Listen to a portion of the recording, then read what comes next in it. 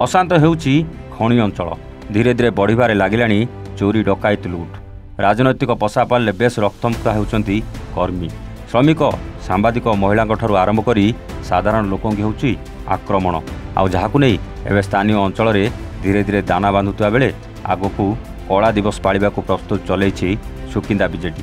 तेबे मिलिथिबा सूचना अनुसार गत 22 तारिख में जाजपुर जिलार सुकिंदा खଣି अंचल को बंद डाकरा दिया जायतिला बेले अनेक साधारण वर्ग लोके एहाकू समर्थन मध्य करथिबारु देखिबाकू मिलिथिला।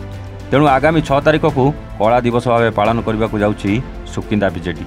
एने सुकिंदा निर्वाचन मंडल समस्त 25 पंचायतर दलीय कर्मकर्ता मान समेत पूर्वतन मंत्री प्रीतिरंजन घड़े को नहीं एक प्रस्तुति बैठक अनुष्ठित हो जाइछि। तेबे सुकिंदा अंचल बृहत्तम स्वार्थ दृष्टि आसंता 6 तारिख में पालित होगा कला दिवस रे समस्त जनसाधारण बुद्धिजीवी श्रमिक और छात्र छात्री मानक जोग देवाई आह्वान देइछंती पूर्वतन मंत्री तथा सुकिंदा निर्वाचन मंडल पूर्वतन विधायक प्रीतिरंजन घड़ई। जाजपुर राजतिलक महांती रिपोर्ट एवान ओडिशा।